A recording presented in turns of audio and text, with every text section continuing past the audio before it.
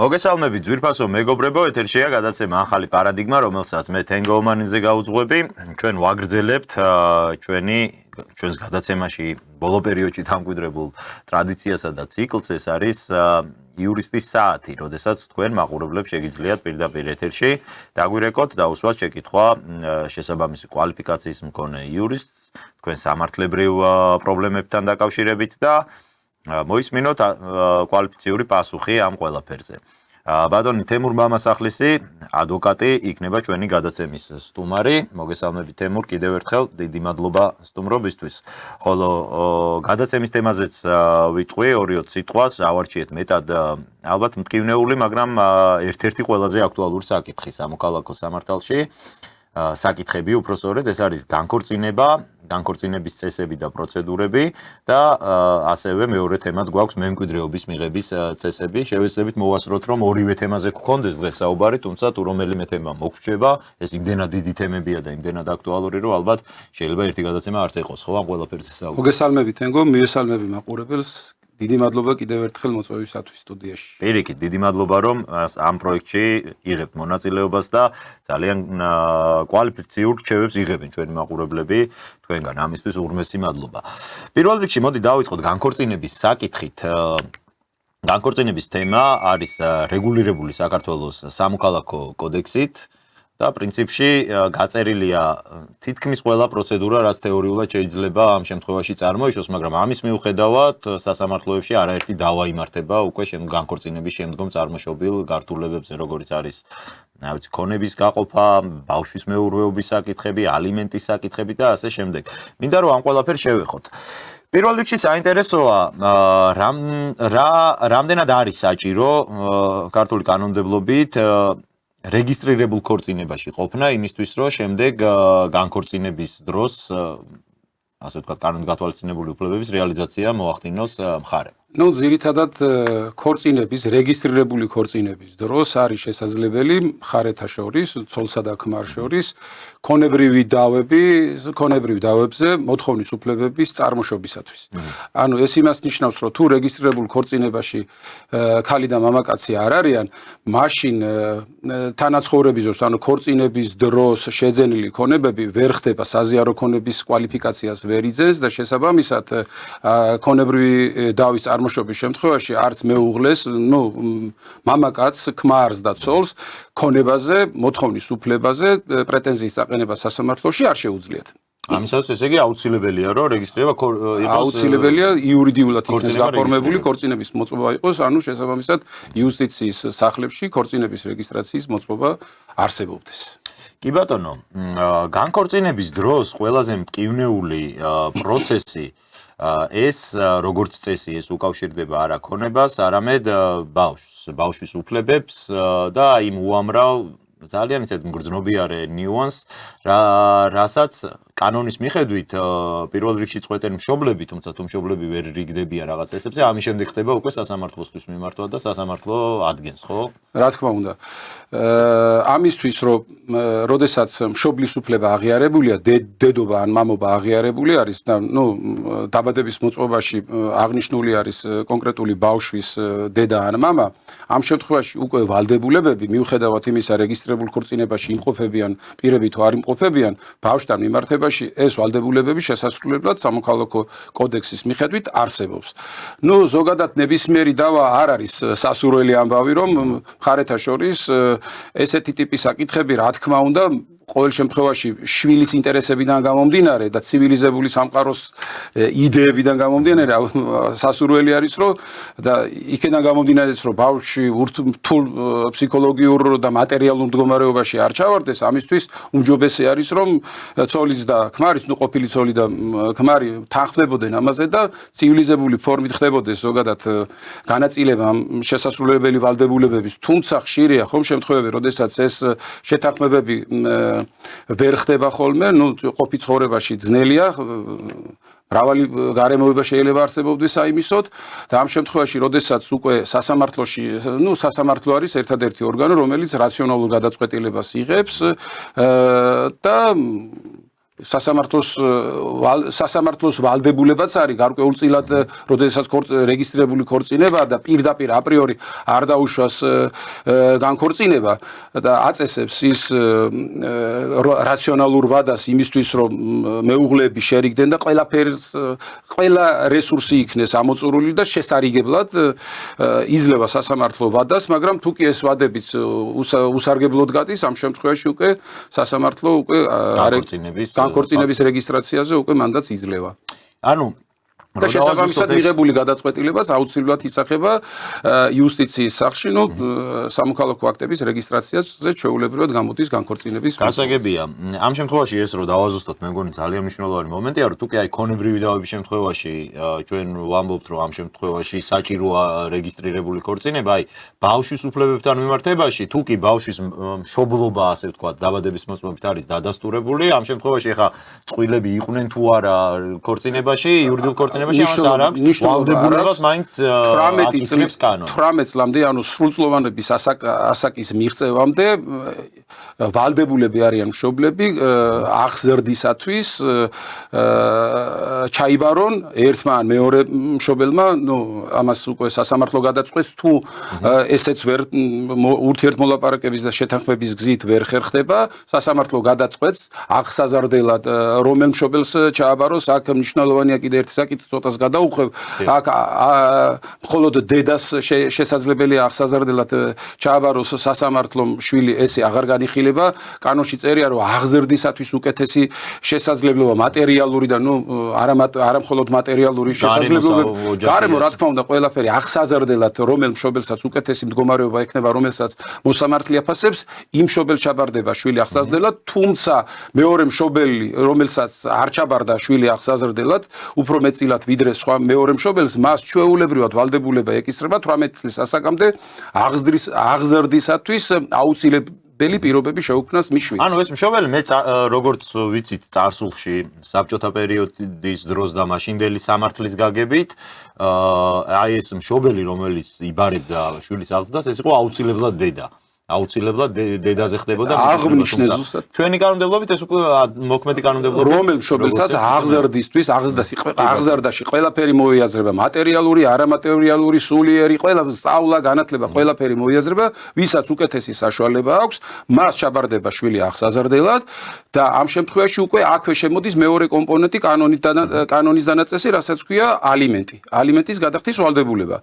ეს ალიმენტის ვალდებულება ეკისრება მეორე მშობელს, ვისთანაც არ არის ბავშვები აღსაზრდელად უფრო მეტად ჩაბარებული და მას 18 წლის ასაკამდე წარმოეშვება ვალდებულება, სასამართლო დაუდგენს მას ამ ალიმენტის ოდენობას, მისი შემოსავლებისა და მისი ხელფასის, ბავშვის საჭიროებების მიხედვით და რაციონალურად, თქო, ეს განსაზღვრული ციფრი არასოდეს არის, ყველა ინდივიდუალურ შემთხვევაში მოწდება მეორე მშობელს რა შემოსავლები აქვს, რა ფინანსური მდგომარეობა და ასე შემდეგ, აქედან გამომდინარე რაციონალურ ციფრს განსაზღვრავს სასამართლო და ეკისრება 18 წლამდე ალიმენტის გადახდა ეკისრება შვილის სასარგებლოდ. თქვენ ახსენეთ მედიაციის საკითხი, მედიაციას გულისხმობ ამ შემთხვევაში, მე მგონი ეს არ არის ზუსტად ის ტერმინი, რაც აი განქორწინების პროცესში არის მოხსენებული, მაგრამ სასამართლოს მცდელობებს რომ არაპირდაპირ ესე დააკმაყოფილოს მხარის მოთხოვნა განქორწინებაზე იქნება თუ სხვა ასეთი ტიპის დავაზე, არამედ მათ შეუწყოს ხელი მათ შერიგებას, ხო? და გააკეთოს ყველაფერი იმისთვის, რომ იქნებ ეს კონფლიქტი ამოიწუროს. კონფლიქტური სიტუაცია განვიხილოთ ის, რომ მშობლებმა რეგისტრირებულ ქორწინებაში მყოფმა წყვილებმა გადაწყვიტეს განქორწინება. გარკვეულწილად ესეც შეიძლება ითქვას, კანონში მოსამართლეს აქვს ვალდებულება, რომ ყველანაირად შეეცადოს. ვალდებულება აქვს, ეს არ არის დისკრეცია, ვალდებულებაა, რომ მოსამართლემ უნდა შეეცადოს მხარეთა შესარიგებლად.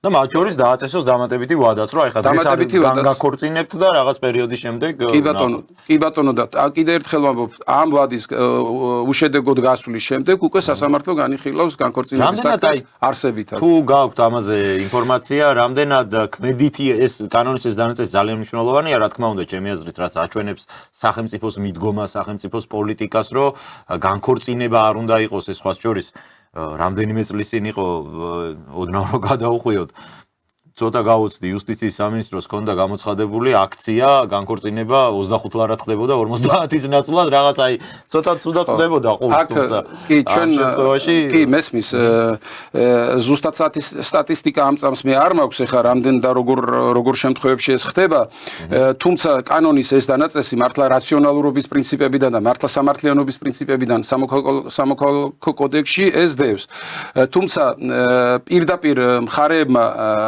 სასამართლოს მიმართონ პირდაპირ განქორწინებისთვის ორი შემთხვევის გარდა არის კიდევ შემთხვევები, როდესაც არ მიმართავენ საერთოდ სასამართლოს, არ განიხილება სასამართლოში დავა და პირდაპირ იუსტიციის სახლში მიბრძანდებიან და ჩვეულებრივად შესაძლებელია განქორწინება დარეგისტრირება.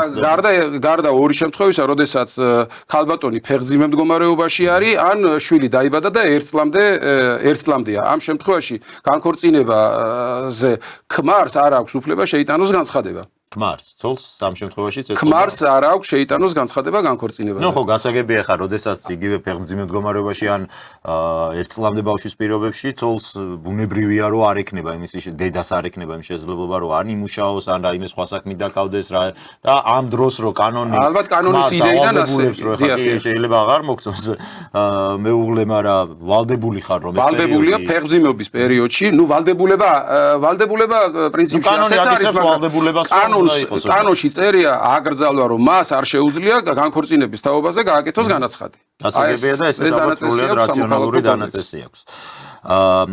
მივედით ალიმენტის საკითხზე. თქვენ ახსენეთ რომ ეს არ არის კანონით წინასწარ განსაზღვრული თანხა, ხო? აი მაგალითად კანონში არ წერია რომ ალიმენტი უნდა იყოს 1000 ლარი, ან უნდა იყოს 300 ლარი, ან პირიქით 3000 ლარი.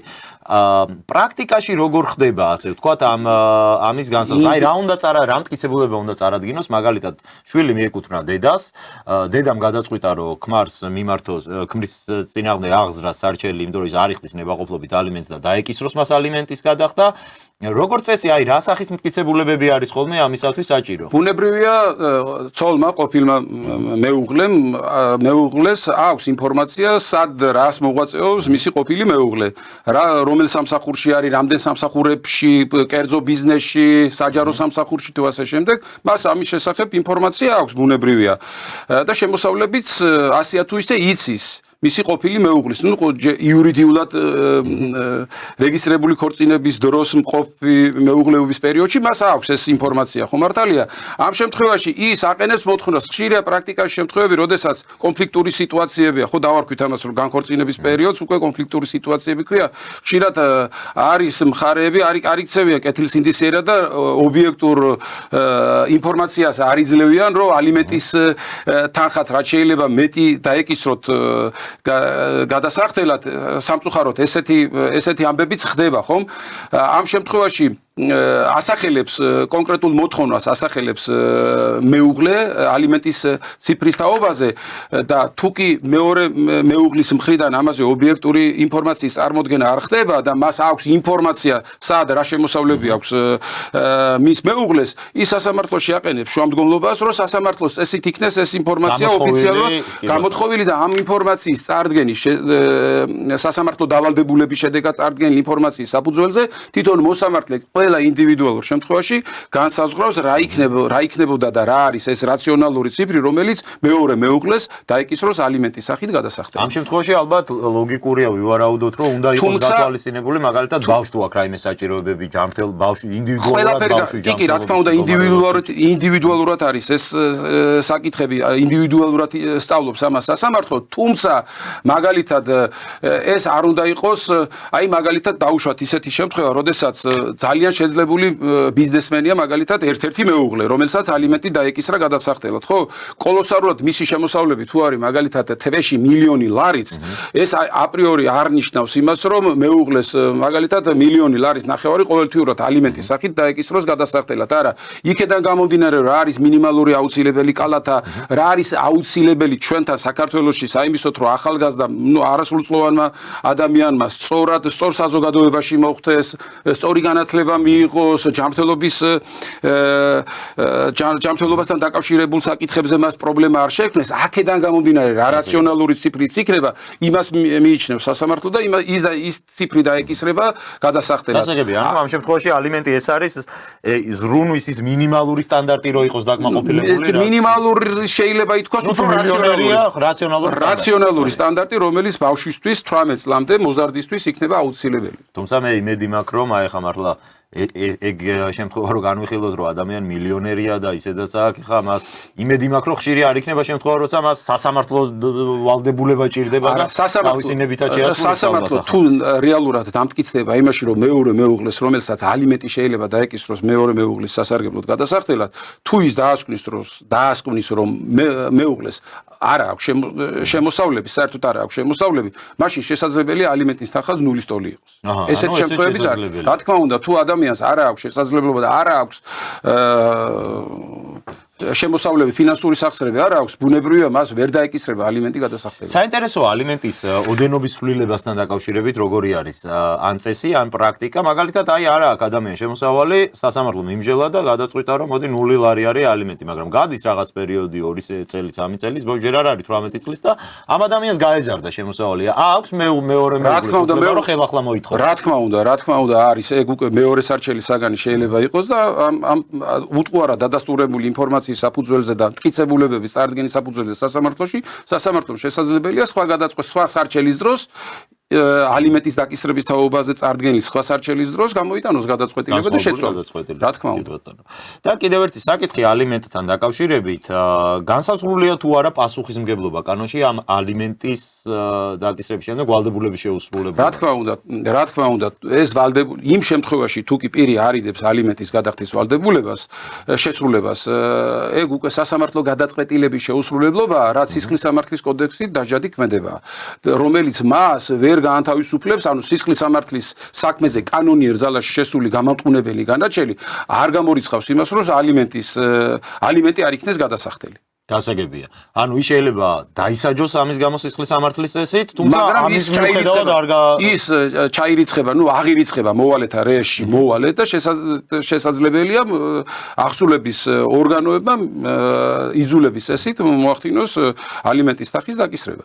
კიდევ ერთი საინტერესო დეტალი, მე პირადად აი ესეთი პრაქტიკა არ მქონია, მაგრამ საინტერესო იქნებოდა აი თუნდაც თეორიულად რო შევხედოთ, რომ მაგალითად პირს ჰქონდა დაკისრებული ალიმენტის გადახდა შვილის სასარგებლოდ, ის არ იხდიდა ამ ალიმენტს, არ მოყვა ამას კონკრეტული სისხლის სამართლებრივი პასუხისმგებლობა, როგორც ხშირად ხდება ხოლმე პრაქტიკაში და როდესაც ეს პირი ბავშვი გახდება 18 წლის, ექნება თუ არა მას იმისი უფლება, რომ მოითხოვოს იმ თანხის მიღება, რაც წესით უნდა მიიღო ალიმენტის სახით, მაგრამ ვერ მიიღო. არა. არ ექნება შვილს არა განქორწინებულ მეუღლეს აქვს ალიმენტზე მოთხოვნის უფლება. მხოლოდ ამ შემთხვევაში 18 წლის ასაკის მიღწევის შემდეგ ალიმენტზე მოთხოვნის უფლება აღარ არსებობს. გასაგებია. კი, აი ეს საინტერესო დეტალი იყო, რაც უნდა დაგვეზუსტებინა. შემდეგი საკითხი, რაც ალიმენტის გარდა არის ხოლმე საკმაოდ პრობლემური, სხვა შორის სანამ გადავალ შემდეგ საკითხზე, რეჟისორმაც მითხრა ყურში და უნდა შევახსენოთ მაყურებელს ჩვენი ტელეფონის ნომერი, ეს გახლავთ 500-504-106, შეგიძლიათ დაგვიკავშირდეთ, დაუსვათ შეკითხვა ჩვენს მიმდინარე სასაუბრო თემასთან დაკავშირებით, ან ყოველ შემთხვევაში არც თუ შორს მდგომ თემებთან დაკავშირებით ჩვენს მოწვეულ სტუმარს, რესპონდენტს და თქვენ მიიღებთ ძალიან კვალიფიციურ რჩევებს უშუალოდ მოქმედი იურისტისგან, ადვოკატისგან. ეს არ არის სხვათა შორის იაფფასიანი სერვისი, საკმაოდ ძვირადღირებულია ის სერვისი, რასაც ამ შემთხვევაში ჩვენი სტუდია სთავაზობს მაყურებელს ალბათ დამეთანხმებით. კიდევ ერთი საკითხი, რაც გვინდოდა რომ გავგველო ბავშვის მეურვეობის საკითხი, ზოგადად თქვით რომ ეს შეიძლება იყოს როგორც ერთი ისე მეორე მშობელი და არ არის განსაზღვრული რომ მაინც და მაინც დედა უნდა იყოს მეურვე. თუმცა ამ მეურვეობის საკითხში შემოდის ასეთი წესი. მაგალითად, როდესაც ერთ-ერთ მშობელს სურს მეორე შვილი, ვისაც მიკუთვნებული აქვს მეურვეობა, გაიყვანოს საზღვარგარეთ, ასეთ შემთხვევაში ხშირად იყო ხოლმე ყოველ შემთხვევაში პრაქტიკა, რომ ზაზღვის კვეთის დროს ითხოვს შესაბამისი ადმინისტრაცია ორივე მშობლის თანხმობას და ეს თანხმობა უნდა იყოს ნოტარიულად დამოწმებული. მეორე მშობლის არის თანხმობა, რომ შვილიც გაიყვანოს მშობელმა საზღვარგარეთ. ეს ხშირად ხდება, იქნებოდა ხოლმე ამის გამო ხშირად პრობლემები, მეუღლებს ვერ პოულობდნენ, შეიძლება გადაკარგულია, შეიძლება სხვა ქვეყანაში არა და ბავშვს რაღაც ისეთი საჭიროება უდგას, რომ მაგალითად მკურნალობის მიზნით ან განათლების მიზნით ჭირდება მას საზღვრის კვეთა და ვერ ახერხებდა ამას. თუ არის ეს საკითხი, ახლა მოწესრიგებულია და ძალიან კარგათაც ერთი მშობლის თანხმობის შემთხვევაში როდესაც ის მიყვება ან ის აძლევს ვინმე სხვას მინდობილობას რომ ბავშვმა დატოვოს საქართველოს საზღვარი და წავიდეს ნებისმიერი საკითხისთვის საზღვარგარეთ ეს პრობლემა უკვე აღარ დგას ერთ მშობელს შეუძლია ჩვეულებრივად გაიყვანოს საზღვარზე ბავშვი თუ კი მხოლოდ და მხოლოდ სასამართლოს განჩინება უნდა იყოს საიმისოდ რომ თუ კი სადაო სიტუაცია არსებობს და საკითხი განიხილება სასამართლოში ბავშვი რომელ მშობელს უნდა აღსაზრდელად ჩაბარდეს ამ შემთხვევაში და ისიც სასამართლოს სარჩელის უზრუნველყოფის სახით გამოტანილი განჩინების საფუძველზე უნდა ქონდეს სხვა მშობელს აკრძალული საზღვარგარეთ გაიყვანოს შვილი დანარჩენ შემთხვევაში აქ უკვე კარტ-ბლანშია ჩვეულებრივად თავისუფლება არსებობს და ერთი მშობლის თანხმობით შესაძლებელია შვილმა დატოვოს საქართველოს საზღვარი და უშუალოდ აკრძალული არა აქ ამ შემთხვევაში სასამართლოს კანონიერ ძალაში სარჩელის უზრუნველყოფის სახით დაყენებული მოთხოვნა ფორმირებული განჩინებაში და საზღვარზე მიტანილი აღსასრულებლად აი ეს ამკრძალავი აქტი იქნება მხოლოდ საფუძველი იმისი რომ მეორე მშობელმა ან ერთმა მშობელმა ვერ გაიყვანოს ბავშვი საზღვარგარეთ ვერ წაიყვანოს. გასაგებია, აი ამ დროს რასთან გვაქვს ხოლმე საქმე, როდესაც ხშირად არის ალბათ და ვისაც გონია მსგავს პრაქტიკასთან შეხება, როდესაც მშობელი, ერთ-ერთი მშობელი, მაგალითად მამა როგორც წესი, რომელსაც არ აქვს მიკუთვნებული ბავშვის აღზრდა, იღებს ხოლმე კვირაში რამდენიმე საათს, ან რამდენიმე დღეს ამ ბავშვის ნახვის დროს. ეს სავალდებულო პროცედურაა, რომ უნდა იყოს განსაზღვრული თუ მოდით აი სანამ ამ კითხვას უპასუხებ ზარია ეთერში და შემოვიყვანოთ მაყურებელი. გამარჯობა, გისმენთ? ეთერში ხართ, შეგიძლიათ ვისაუბროთ. გამარჯობა. ეცით რა მაინტერესებს, ისედაც ხა ქვეყანაში რიცხვი განქორწინებების არ არის. ცოტა სტატისტიკის მეყი ძალიან ბევრი რაღაც 10000 განქორწინება, სამწუხაროდ რა თქმა უნდა 10000 განქორწინება არის და სადღაც წელიწადში თუ რაღაც ეგ. ხო და იცით რა მაინტერესებს, აი სასამართლო რამე სახის დასაბუთებას თუ ითხოვს, დაუშვათ პირისგან, რომელიც დაუშვათ ეს ხვარი იქნება ცოლი ამ შემთხვევაში არ აქვს ამას მნიშვნელობა, ვისაც შეაქვს დაუშვათ ეს მოთხოვნა განქორწინების შესახებ. რამე სახის დასაბუთებას თუ ითხოვს, ანუ თუ არის აი რაუნდა ძალადობს, რაღაცა მღალატობს, ფულს ოჯახს არ ინახავს, დაუშვათ აი თუ ცოლშია. არის თუ არა ესეთი დასაბუთება კანონში გაწერილი და მოთხოვნის უფლება თუ აქვს სასამართლოზე. თუ არა და დაუშვათ რომ იყოს, რომ გაჩნდეს ასეთი ჩანაწერი, ან დაუშვათ ინიციატივით რომ მიმართოთ საკანონმდებლო ორგანოს, ამდენად არის ეს დაუშვათ კანონთან შესაბამისობაში ამდენად. დავაზუსტებ შეკითხვას, დარწმუნებული ვარ თემურმაც გაიგო, თუმცა დანარჩენი მაყურებლებისთვისაც რომ იყოს გასაგები, ანუ თუ აქვს სასამართლოს უბრალოდ მხარეს განქორწინების მოთხოვნის შემთხვევაში ამ მისი мотиваციის დასაბუთების ვალდებულება, რომ აი რატომ მინდა რომ განქორწინდე. ასეთ რამეს თუ ითხოვს, აი მეორე ზარიც არის ეთერში, მოდი შემოვიყვანო და შემდეგ ერთად უპასუხოთ ამ ორ შეკითხვას. გამარჯობა, გისმენთ? გამარჯობა გენაცელე. მოგესალმებით. ძალიან მამაჩემის მემკვიდრეობაზე რა საბუთებია საჭირო მამაჩემის მემკვიდრეობის საკითხზე. კი ბატონო, გასაგებია.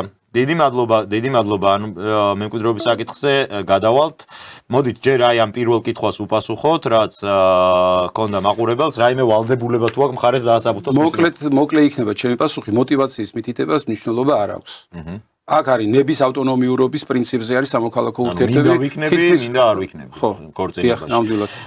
და მოდით აი მაყურებელმა დარეკა მემკვიდრეობის საკითხზე და გადავიდეთ მოდით მაშინ აი ამ საკითხზე მით უფრო რომ დროც მაინდა-მაინც ბევრი არ არის დარჩენილი ჩვენი გადაცემის დასრულებამდე მემკვიდრეობის თემები ეს არის იმდენად დიდი და მრავალისმომცველი თემა რომ ალბათ ბევრს ვისაუბრებთ ამაზე აი, მაყურებელს აინტერესებდა, რომ მამაჩემის ქონება რომ მივიღო, ამისათვის რა არის საჭირო? მოდი პირველ რიგში ვთქვათ, რას ითხოვს ამ შემთხვევაში კანონი, უნდა იყოს თუ არა უთხოვარად დადგენილი ფაქტი, რომ ნამდვილად შვილზეა საუბარი და როგორ გინდება ეს. რა თქმა უნდა, მემკვიდრეობის დროს აუცილებელი არის მემკვიდრეობის საკითხი დასტურდებოდეს და როგორც წესი საქართველოში ეს ფაქტი დგინდება, როგორც წესი კი არა, კანონით ესეა, დაბადების მოწმობით დგინდება მშობლისა და შვილის ურთიერთობა. ამ შემთხვევაში საჭირო არის წარდგენილი იქნეს გარდაცვალებიდან, მშობლის გარდაცვალებიდან 6 თვის ვადაში ნოტარიუსთან უნდა იქნეს წარდგენილი დაბადების მოწმობა და განაცხადი იმის თაობაზე, რომ 6 თვის ვადაში გარდაცვალებიდან, მამკვიდრებლის გარდაცვალებიდან 6 თვის ვადაში წარდგენილი იქნეს ნოტარიუსთან განცხადება სამკვიდრო მოწმობის გახსნის თაობაზე. არის ხშირია შემთხვევები, როდესაც 6 თვის ვადაში ვერ არ მიმართა 6 თვიანი ვადა არ გადის. ამისთვის 6 თვიანი ვადის გასვლის შემდეგაც არის შესაძლებელი მიმართოს პირმა მემკვიდრემ ნოტარიუსს სამკვიდრო მოწმობის გახსნის თაობაზე, მხოლოდ იმ შემთხვევაში უნდა ამტკიცოს, რომ ფაქტობრივი ფლობა შეუდგა სამკვიდრო დანაშთი ქონებისას და თუ კი ის ამ ფაქტს უტყუარად წარუდგენს ნოტარიუსს, მაშინ ნოტარიუსი ისევ გაუხსნის მას სამკვიდრო მოწმობას, მაგრამ როდესაც ამ ფაქტების მიწოდება უკვე 6 თვის გასვლის შემდეგ არის შემთხვევები, როდესაც მაგალითად გარდაიცვალა მამკვიდრებელი, მაგრამ საზღვარგარეთ ნებისმიერი მიზეზით არ აქვს მნიშვნელობა, ვერ შეუდგა მემკვიდრე სამკვიდრო ქონების ფაქტობრივ ფლობას, ამ შემთხვევაში უკვე სასამართლო არის იურიდიული მნიშვნელობის მქონე ფაქტების დადგენისთვის. ანუ სასამართლოში უნდა მოხდეს უკვე მემკვიდრეთ აღიარება და სასამართლო უკვე გასცემს ერთგვარ სამკვიდრო მოწმობას, რომლის საფუძველზეც უკვე ხდება უძრავი და მოძრავი რეგისტრირებული ნივთების ზე შემდეგ უკვე დასაკუთრება. ანუ აი,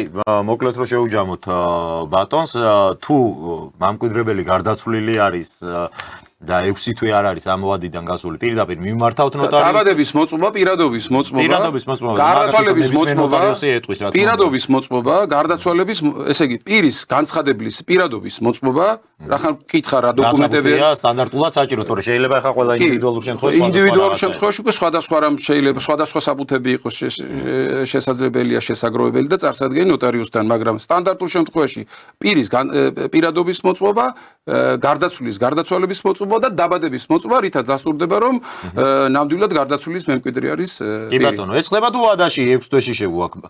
არისო შესაძლებელი, როგორც ამ შემთხვევაში იურისტი გვეუბნება, რომ 6 თვის ვადის გასვლის შემდეგაც მიემართოს. აი მაგალითად კანონით ოღონდ ამ შემთხვევაში თქვენ უნდა ადასტურებდეთ, რომ ის ქონება, რომელიც უნდა მიგეღოთ, ფაქტობრივად მიიღეთ, ფლობთ, მაგალითად სახლი უნდა მიგეღოთ, ხო? აი თქვენ ცხოვრობთ თუ იმ სახლში ფაქტობრივად ფლობთ ამ ქონებას. ცხოვრობთ და რო ცხოვრობთ, ეს მარტო ეს საკმარისი არ იქნება. ამ ცხოვრების ფაქტი დასტურდება მაგალითად იმით, რომ კომუნალურ გადასახადებს ვიხდი.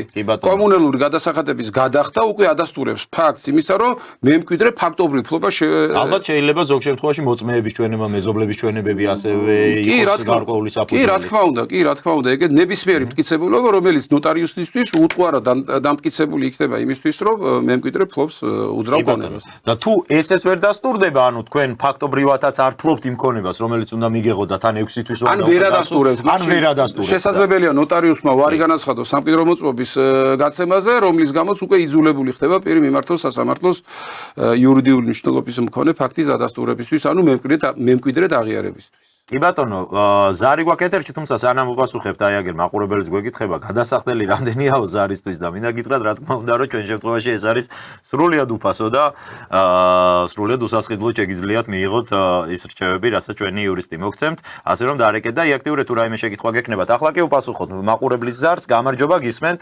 ეთერში ხართ, შეგიძლიათ ისაუბროთ. გამარჯობათ. მოგესალმებით. უკაცრავად, ასეთი კითხვა მაქვს აი შვილებთან დაკავშირებით, ბავშვებთან დაკავშირებით. დიახ. მოკლედ, სასამართლომ მიიღო გადაწყვეტილება, რომ განქორწინებაში ვარ. მაგრამ როცა იმ შემთხვევაში, როცა ბავშვის გაყვანაზეა საუბარი, მით უმეტეს, როცა მამას აქვს ორმაგი მოქალაქეობა უცხოეთისაც და შესაბამისად საქართველოსიც. ხშირად პრობლემებს ვაწყდები ხოლმე, როგორც ზოგ ქვეყანაში ცოტა სხვანაირია მიდგომა ან ასაკთან შედარებით და ვის მიყავს. მაგალითად, იყო მომენტი, რომ მე ვერ მიმყავდა, მაგრამ მიდობილი პირი იყო ჩემი და და შვილი ესე თქვათ ვერ წამოვიყვანე რაღაცა, იმიტომ რომ საქართველოში ცოტა სხვანაირად რაღაცა კანონების სხვასთან დაკავშირებით რაღაცა ეს პრობლემა იყო. აქ მეორე მომენტია, იმიტომ რომ ანუ ჩვენთან ქვეყანაში ჩვენი საზღვრისკვეთაზე შეგექმნა პრობლემა. საზღვრისკვეთაზე იყო პრობლემა, იმიტომ რომ იმ ქვეყანაში რომელშიც ჩამოყავდათ ჩემი შვილი, მან პრობლემა არ იყო, იმიტომ რომ იქვე, აპოსტილი თუ როგორც არის.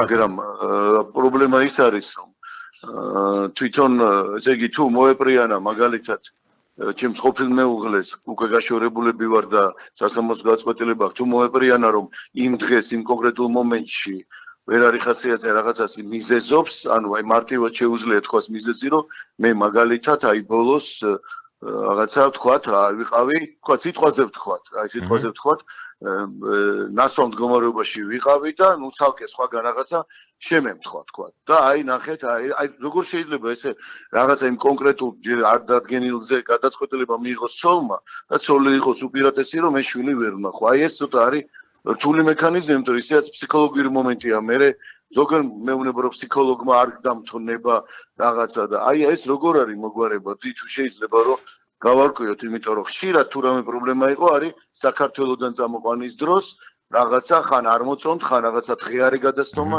ხან საათია, ხან უია თურმე ახალი საჩივარია შესული ჩემზე და მოკლედ ეგეთი რაღაცები და ბავშვები ამ დროს დეპრესია ხო ხდებით?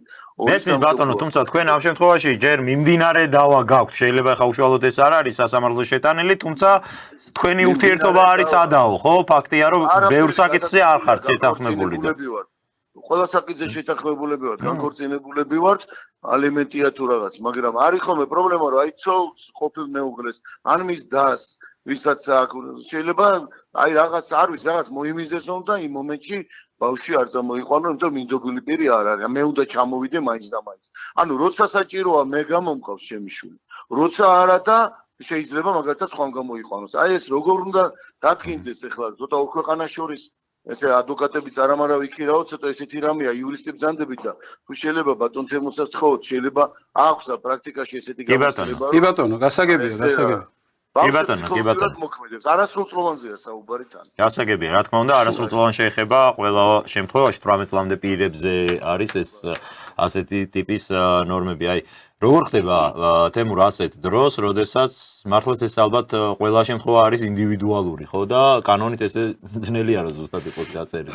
ეხა ბატონმა რაც გითხრა, მე როგორც გავიგე, არის შემთხვევები, როდესაც სასამართლოში ჯერ აღსაზრდელად ვის მიეკუთვნა შვილები ეს დადგენილი, მოდი ორივე შემთხვევა განვიხილოთ. თუ სასამართლოში დადგენილია სასამართლო გადაწყვეტილებით, კანონიერ ძალაში შესული გადაწყვეტილებით, რომელ მშობელს რა დროს უნდა ყავდეს შვილები, მაშინ ეს პრობლემაც გარკვეულწილად მოგვარებულია და უკვე ამ შემთხვევაში შესაძლებელია იქნეს ისეთ განსაზღვრული, რომ საზღვარგარეთ გაყვანის დროსაც ორივე მშობლის თანხმობა უკვე შესაძლებელია სასამართლო გადაწყვეტილება შეწეროს და ამ შემთხვევაში უკვე პრობლემა მეორე მშობლის თანხმობის გარეშე ვერცერთ შემთხვევაში ვერ მოხდება ისე, რომ ერთი შვილის თანხმობით შვილმა ერთი მშობლის თანხმობით შვილმა დატოვოს საქართველო და წავიდეს საზღვარგარეთ. ეს გასაგებია, მაგრამ განვიხილოთ ის შემთხვევა, როდესაც სასამართლო გადაწყვეტილები ჯერ არ არის განკუთვნილი, ვისთან უნდა იყვნენ ბავშვები აღსაზრდელად, ხო?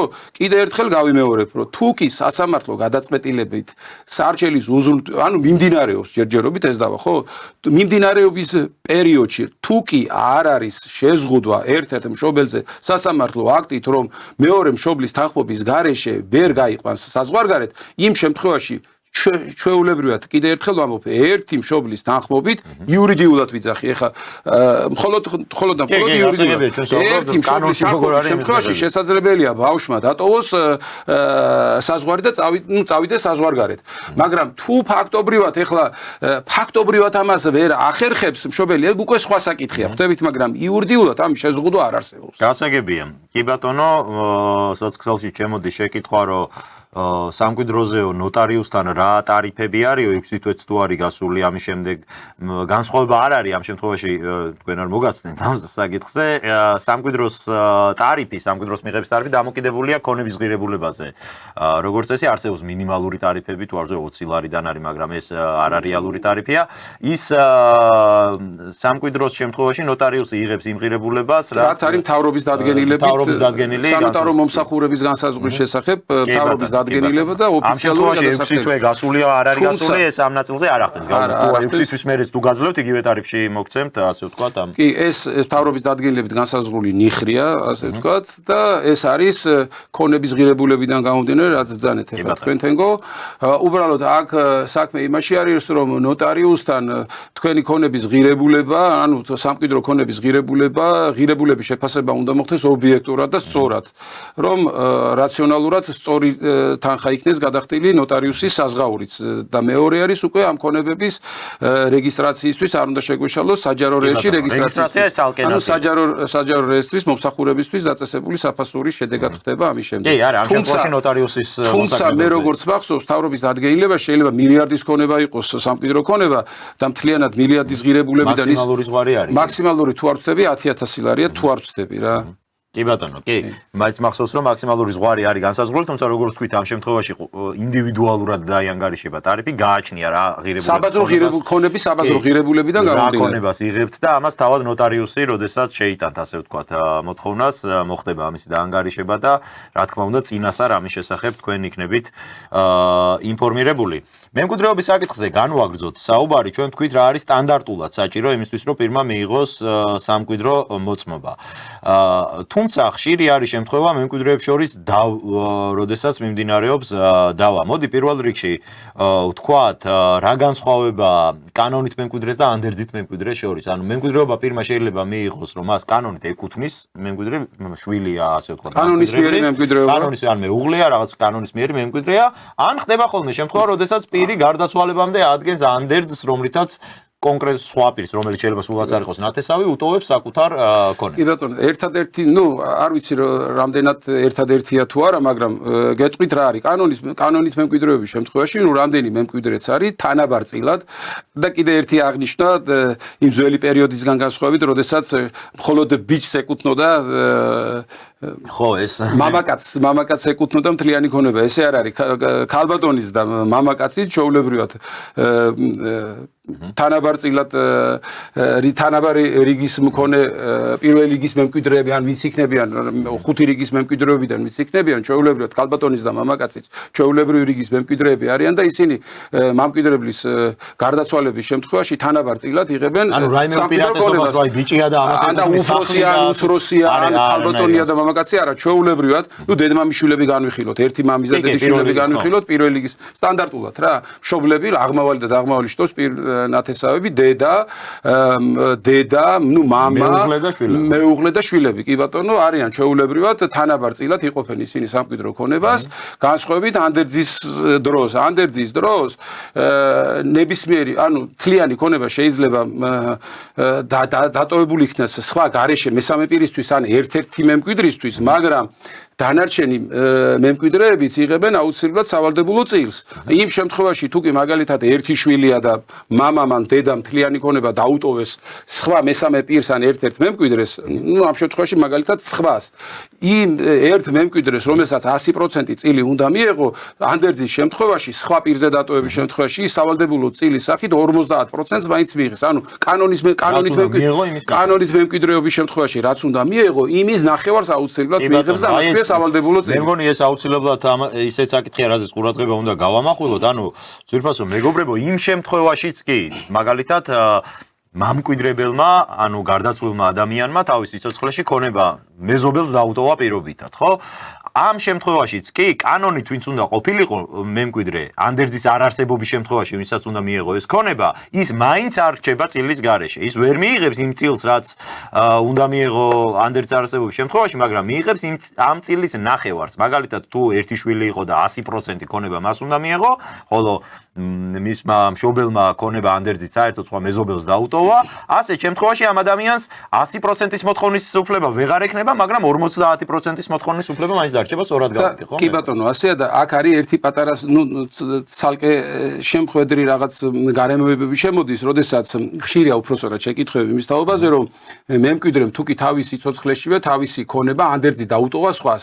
ამ შემთხვევაში ანდერძი დატოვება არ გამოდის, იმიტომ რომ ანდერძი მუშაობს მხოლოდ და მხოლოდ იმ შემთხვევაში, როდესაც მუშაობს ჩემზე რეგისტრირებული. არა, როდესაც პირი გარდაიცვლება, ამ შემთხვევაში მუშაობს ანდერძი. თორემ სიცოცხლის პერიოდში ანდერძის დატოვება არ ხდება სიცოცხლის პერიოდში შესაძლებელია მემკვიდრებელმა გაასხვისოს საერთოდ ეს ქონა ანუ კი არ გაასხვისოს და გაყიდოს უბრალოდ სხვა საჩუქოს და ამ შემთხვევაში გვეკითხებიან იურისტებს ამ შემთხვევაში თუ მექნება სავალდებულო წილის მიხედვით მექნება თუ არა მოთხოვნის უფლება ქონებაში ამ შემთხვევაში ეს უნდა თქვა და გარკვევით უნდა იყოს ყველასთვის ცნობილი რომ სიცოცხლეში პირი თუ თავის ქონებას ვინმეზე გააჩუქებს ის არავითარ შემთხვევაში აღარ შედის როგორც სავალდებულოში ვეღარ შედის ის ნების ავტონომიურობის პრინციპებით სარგებლობს და ჩემ ქონებას ვისაც მინდა მას ვაჩუქებ და ჩემი გარდაცვალების შემთხვევაში იმაზე ვერავის ექნება უკვე მოთხოვნის აი ესეც ალბათ კიდე მართლა ყველაზე ხშირი შემთხვევა არის ხოლმე პრაქტიკაში რაზეც ეხა ისაუბრეთ რომ პირი სანამ გარდაიცვლებოდა თავისი ქონება განა ანდერძი დაწერა უბრალოდ აჩუქა სხვა პირზე გადააყო ამ შემთხვევაში სამწუხაროდ ვერ მოხდება იმისი მოთხოვნა მემკვიდრეების მხრიდან რომ მათ აი ამ უკვე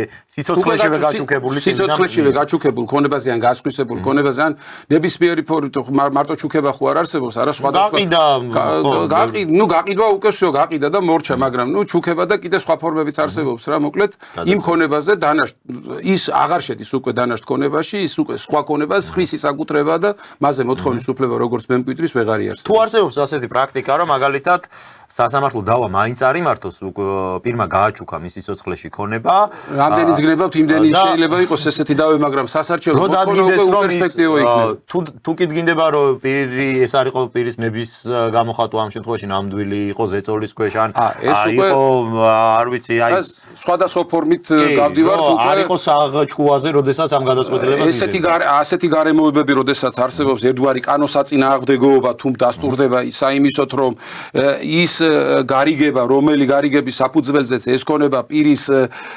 გარდაცვალებამდე შედგა მაგრამ თურმე ბათილი გარიგება ყოფილა და ამის მტკიცებულებები არსებობს მაშინ კი ბატონო ეს არ ყოფილა რეალური გარიგება არ ყოფილა ხო და რეალური გარიგებები თუ არ გვაქვს სახეზე და ესე იგი ბათილი გარიგებები ანუ კანონსაწინააღმდეგო გარიგებები გვაქვს და ეს ფაქტები სასამართლოში დადასტურდა კანონიერ ძალას შესული გადაწყვეტილებით შესაბამისად ამ გადაწყვეტილების საფუძველზე უკვე აუცილებლად რჩება უკვე მოთხოვნის აღდგება უფროსწორად სამემკვიდრეო კანონების საფუძველზე მისაღებ ქონებაზე მოთხოვნის უფლება. და კი ბატონო, ბოლო საკითხი ალბათ როგორც აღნიშნეთ, ეხა მემკვიდრეობა ისეთი თემა არის, რომ მართლა ამოუწურავია, ყველა შემთხვევა ინდივიდუალურია.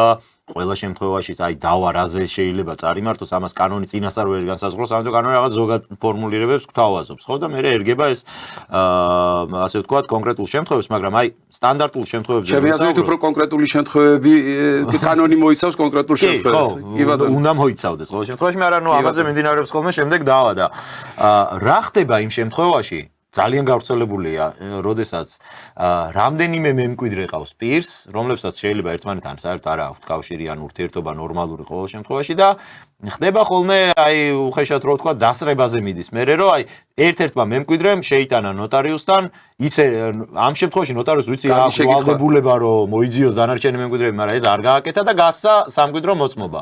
მეორე მემკვიდრე, რომელსაც ასევე უნდა მიეღო წილი, ასეთ დროს რა ხდება? მან დაკარგა მოთხოვნის უფლება. არავითარ შემთხვევაში ეს მოთხოვნის უფლება არსებობს და თუკი ეს შეთანხმებით, ანუ მოლაპარაკებით იმ მემკვიდრესთან, რომელზეც სამკვიდრო მოწმობა გაიცა და მეორე მემკვიდრემ უბრალოდ ტექნიკურად ვერ მოახერხა ისე რომ დარეგისტრირებულიყო, სამკვიდრო მოწმობა მასზე გასულიყო და შესაბამისად დარეგისტრირებულიყო ქონების მესაკუთრეთ ის მოთხოვნის უფლებას არ კარგავს. თუ მოლაპარაკება იმ მემკვიდრესთან ვერ ხერხდება, მაშინ ამისთვის არის სასამართლო და სასამართლოში განიხილება ჩვეულებრივად ეს დავა მემკვიდრედ აღიარებაზე ჯერ და შემდეგ უკვე ქონების განაწილებაზე და საკმაოდ პერსპექტიულიც იქნება ესეთ სასარჩელო მოთხოვნა. ანუ კიდევ ერთხელ რომ თქვა ის მემკვიდრე რომელმაც ტექნიკურად ვერ მოახერხა რომ მასზე გაცემულიყო სამკვიდრო მოწმობა ის მოთხოვნის უფლებას არ კარგავს. თავარია ხანდაზმულობის ვადები არ გავიდეს საერთო ხანდაზმულობის ვადები. რა არის ამ შემთხვევაში საერთო ხანდაზმულობის ვადა?